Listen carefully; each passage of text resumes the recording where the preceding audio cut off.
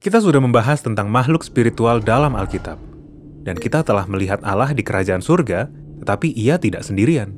Ada barisan pekerja yang dalam Alkitab disebut sebagai sidang ilahi. Tetapi dalam Alkitab masih banyak makhluk lain di alam spiritual, seperti kerubim dan juga para malaikat. Oke, mari kita bahas tentang kedua makhluk ini. Baiklah, yang pertama adalah kerubim.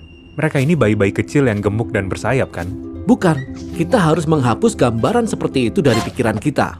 Kerubim atau dalam bahasa Ibrani disebut keruvim adalah sosok yang jauh lebih menarik. Mereka digambarkan sebagai perpaduan dari berbagai makhluk, gabungan dari berbagai binatang. Dan setiap kali muncul, mereka terlihat sedikit berbeda. Wah, menegangkan. Ya, mereka memang seharusnya terlihat menakutkan. Merekalah yang menjaga perbatasan antara surga dan bumi. Ketika kita melihat mereka, kita tahu bahwa kita sedang memasuki hadirat Allah yang di atas segalanya dan tiada duanya. Kerubim muncul pertama kali dalam kisah Alkitab ketika mereka sedang berdiri di luar Taman Eden. Benar, Taman Eden merupakan bait kediaman Allah. Jadi Allah menempatkan kerubim sebagai pengawal spiritual di pintu masuk kediamannya, supaya manusia yang telah memberontak tidak dapat masuk kembali dan merusak segalanya. Tetapi kisah Alkitab menunjukkan betapa Allah menginginkan kita kembali ke dalam hadiratnya. Ya, betul sekali. Itulah sebabnya Allah memilih orang-orang Israel dan mengaruniakan mereka dengan sebuah miniatur lambang dari Taman Eden yang disebut Kemah Suci, dan kemudian menjadi bait suci di Yerusalem. Di kedua tempat ini, kerubim dilukis dan diukir di berbagai tempat untuk mengingatkan para imam bahwa mereka sedang bekerja di dalam hadirat Allah. Nah, ketika seorang imam masuk ke dalam tempat Maha Kudus, ia akan melihat sebuah peti emas yang disebut tabut perjanjian dengan dua kerubim di atasnya. Apa artinya? Begini, penulis Alkitab menggambarkan tabut ini sebagai tumpuan kaki dari takhta Allah yang diangkat oleh para kerubim. Seperti yang kita baca pada Mazmur 99, Allah bertahta di atas kerubim. Tetapi di atas tabut itu kan bukan benar-benar tahta. Benar, orang-orang Israel sebetulnya tidak boleh menggambarkan Allah secara fisik. Tetapi ketika para nabi mendapat penglihatan tentang tempat ini, mereka melihat Yahweh duduk di atas tahtanya. Oke, jadi kerubimlah yang menjaga tempat Maha Kudus dan mengangkat tahta Allah. Tetapi mengapa mereka terlihat seperti gabungan berbagai binatang? Karena mereka menjadi simbol yang mewakili semua makhluk di bumi. Mereka semua adalah milik Allah. Itulah sebabnya dalam penglihatan Yesaya, semua makhluk bernyanyi.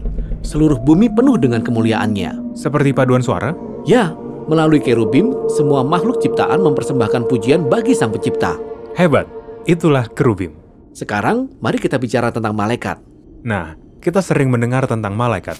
Sosok seperti manusia dengan sayap berbulu. Tunggu. Bukan seperti itu. Menurut Alkitab, malaikat tidak punya sayap. Apa? Tidak bersayap? Malaikat tidak punya sayap. Bahkan malaikat sering dikira sebagai manusia karena mereka kelihatan seperti kita. Hanya saja mereka lebih hebat. Tetapi kerubim punya sayap. Ya, malaikat memang berbeda karena mereka memiliki tujuan yang berbeda. Oke, apa tujuannya? Begini, manusia tidak bisa begitu saja melangkah ke dalam dunianya Allah, jadi Allah lah yang menghampiri kita. Dan ia sering melakukannya melalui para utusannya ini. Jadi malaikat itu seperti para utusan spiritual? Ya, bahkan arti dari kata malaikat juga seorang utusan. Benar, ini sering terjadi dalam Alkitab. Seperti ketika malaikat memberitahu Maria bahwa ia akan mengandung bayi Yesus. Ya, lalu peran lain dari malaikat adalah melaksanakan misi atas nama Allah. Terkadang mereka menyelamatkan orang-orang dari bahaya, seperti ketika Petrus dibebaskan dari penjara. Dan ada beberapa malaikat yang sangat keren seperti Mikael dan Gabriel. Ya, nama Gabriel berarti Allah adalah kekuatanku, dan Mikael berarti siapa yang seperti Allah. Tetapi lihat, nama-nama ini merujuk kepada Allah, bukan kepada malaikat. Seperti manusia, malaikat merupakan gambaran dari kehadiran dan kuasa Allah. Tetapi, tetap keren lah kalau bisa bertemu dengan malaikat. Ya, mungkin kelak kita bisa bertemu atau mungkin juga kita sudah pernah bertemu dengan malaikat. Namun tidak seorang pun dalam Alkitab yang pernah dianjurkan untuk mencari malaikat. Bahkan ketika malaikat itu benar-benar muncul, orang-orang biasanya malah kebingungan atau ketakutan. Jadi, malaikat itu benar-benar luar biasa. Tetapi, mereka hanya memainkan peran pendukung dalam Alkitab. Ya, karena tujuan Allah yang utama adalah membawa manusia kembali ke dalam hadiratnya di surga dan bumi yang kembali menyatu. Dan sementara itu, Allah mengutus malaikat untuk membimbing dan melayani umatnya.